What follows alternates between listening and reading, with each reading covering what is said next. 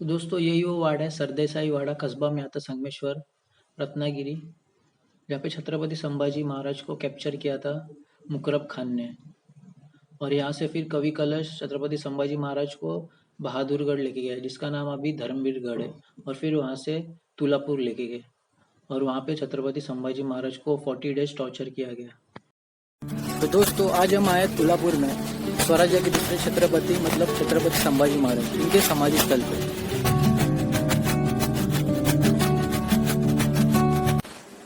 तो जैसे हम अंदर एंट्रेंस करते हैं आप देखते हैं यहाँ पे शू का रैक रखा हुआ है, तो प्लीज़ आप जूते यहाँ पे निकालिए, डायरेक्ट अंदर मत जाइए। बहुत से लोग क्या करते हैं जूते लेके अंदर लेके आते हैं, तो अच्छी बात नहीं है। तो बी अ गुड गाय, यहाँ पे रखिए, कोई चोरी नहीं करेगा। छत्रपति संभाजी महाराज टोटल 127 बैटल लड़े और उसमें से एक भी नहीं हारे। छत्रपति संभाजी महाराज की समाधि बनाई हुई है और उनकी फ्रेंडशिप जो कि श्री कवि कलश के साथ थी वो उन्होंने आखिर तक निभाई। स्वराज्य रक्षक छत्रपति संभाजी महाराज अपनी वीरता, बलिदान और समर्पण के लिए जाने जाते हैं। उन्होंने मराठा एवं हिंदुत्व की रक्षा के लिए अपने प्राणों की आहुति दे दी। इतिहास के सबसे क्रूर शासक औरंगजेब के द्वारा काफी प्रताड़ित, अपमान्य किए जाने एवं अमानवीय अत्याचार सहने के बावजूद भी उन्होंने कभी उनके सामने आत्मसमर्पण नहीं किया। उनकी शौर्य और वीरता की गाथा आज भी इतिहास के पन्नों में स्वर्गीय अक्षरों से अंकित है। तो आइए जानते हैं वीर शासक छत्रपति संभाजी महाराज के जीवन से जुड़ी कुछ महत्वपूर्ण तथ्यों के बारे में। छत्रपति संभाजी महाराज ने नक्शिकांत, नायिका भेद, बुधभूषणम, श्रृंगारिका, सात शातक समेत कई संस्कृत ग्रंथ लिखे थे। छत्रपति संभाजी महाराज का अभिषेक 16 जनवरी 1681 में हुआ था।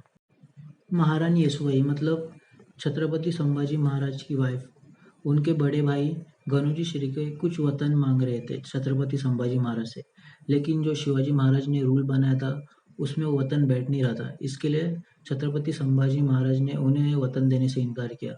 उसका गुस्सा रखे गनोजी शिर्के जाके औरंगजेब से मिले। गनोजी शिर्के ने मुकरब खान को सीक्रेट रास्ता बता दिया कि जल्दी से हम कैसे संगमेश्वर पहुंचे और 2 लाख की सेना लेके छत्रपति संभाजी महाराज को कैप्चर किया। कवि कलश और 20-30 उनके साथ मावले थे और उन्हें यहाँ पे तुलापुर लाके उन पे बेहद अत्याचार किए। महाराज को औरंगजेब के सामने पेश करने के बाद औरंगजेब ने 3 सवाल पूछे। एक, इस्लाम कबूल करने का, दूसरा सूरत और बुरहानपुर का खजाना कहाँ पे रखा, और तीसरा कि उसकी कौन सी मुगल आर्मी स्वराज्य को पूरी डिटेल देते हैं। छत्रपति संभाजी महाराज को औरंगजेब ने यहाँ पे रखा, उसके पीछे भी थोड़ा कारण था। वो था कि ये प्लेन जगह है, उसे पता था अगर वो और किसी जगह पे रखता स्वराज्य के सैनिक आके महाराज को बचा लेते, इसलिए क्रूर औरंगजेब ने यहाँ पे ला के रखा। ये ओपन स्पेस है और यहाँ पे उसकी 2 लाख आर्मी के लिए खाना था। यहाँ के जो विलेजर्स हैं यहाँ पे बहुत टाइप के वेजिटेबल्स फार्म करते हैं, उसे पता था यहाँ खाने पीने के लिए मिलेगा। और यहाँ पे नदी भी है, नदी से उनका पानी का प्रॉब्लम भी सॉल्व हो जाएगा। संभाजी महाराज को यहाँ पे रखने का और एक कारण बनता है, वो है यहाँ पे 3 नदियों का संगम है।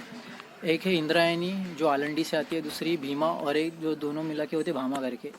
और वही नदियाँ फिर आगे पंढरपुर में जाके मिलती है, जहाँ पे संभाजी महाराज के छोटे छोटे टुकड़े करके औरंगजेब ने फेंक दिए थे। वो एरिया पड़ता है 3 नदियों का संगम, जो हमारे हिंदू के लिए बहुत पवित्र स्थान माना जाता है। इसीलिए छत्रपति संभाजी महाराज उनकी 9 साल की रेंज में वो एक भी लड़ाई नहीं हारे। Never take back from the war, never made any kind of settlement during war. उन्हें 16 प्रकार की लैंग्वेज भी आती थी। Defeated British, Mughals, Portuguese and many more. महाराज ने बड़े समुद्री जहाज के 5 फैक्ट्रीज बनाए थे। पहला बुलेट प्रूफ जैकेट भी छत्रपति संभाजी महाराज ने बनाया था। मराठा हिंदवी स्वराज को केरला से बिहार, उत्तर प्रदेश तक फैलाया था। तो दोस्तों अभी हम तुलापुर से वडुबुद्रुक तक जा रहे हैं, जो कि 15 किलोमीटर का रास्ता है, जहाँ पे छत्रपति संभाजी महाराज और श्री कवि कलश के देह को अग्नि दी थी।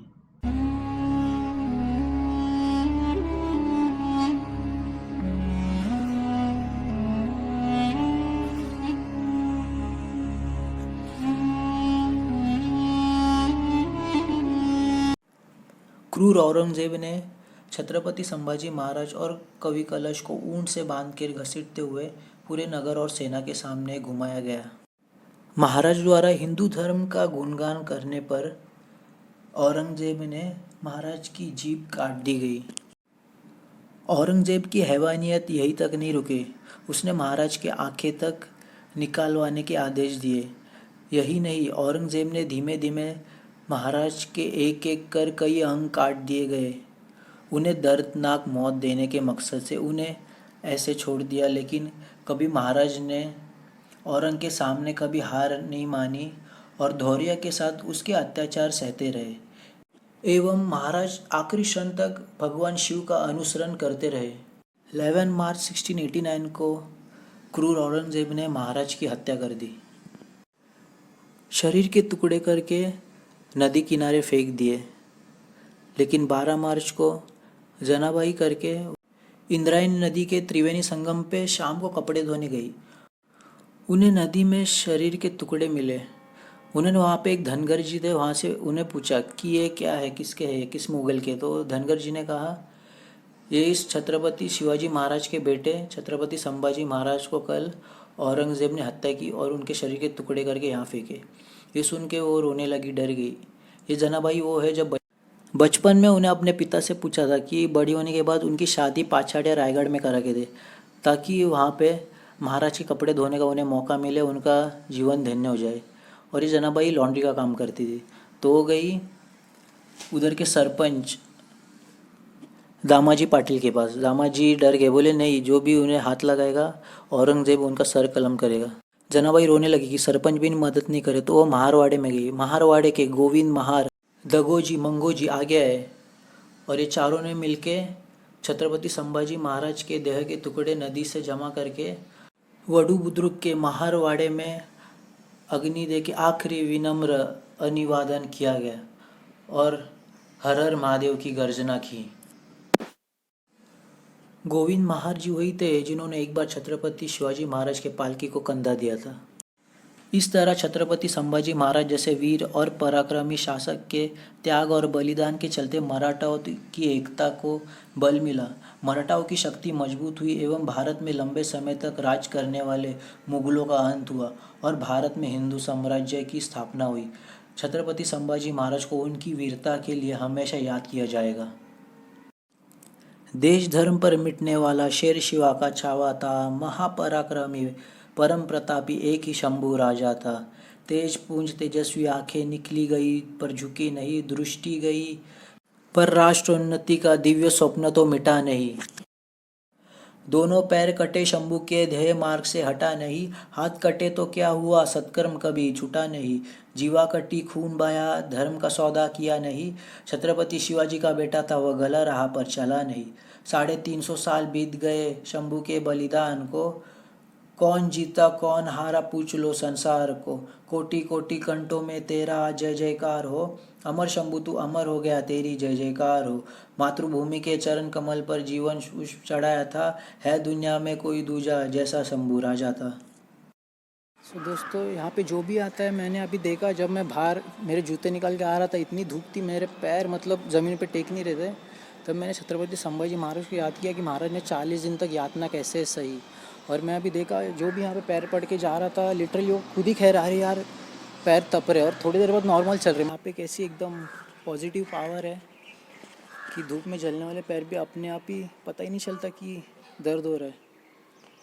अगर आप सच्चे हिंदू तो एक बार यहाँ पे ज़रूर आए, क्योंकि ये हम मराठों का तीर्थ क्षेत्र है। तो दोस्तों व्लॉग को यहीं पे ख़त्म करते हैं। श्री श्री श्री छत्रपति श्री संभाजी महाराज की जय।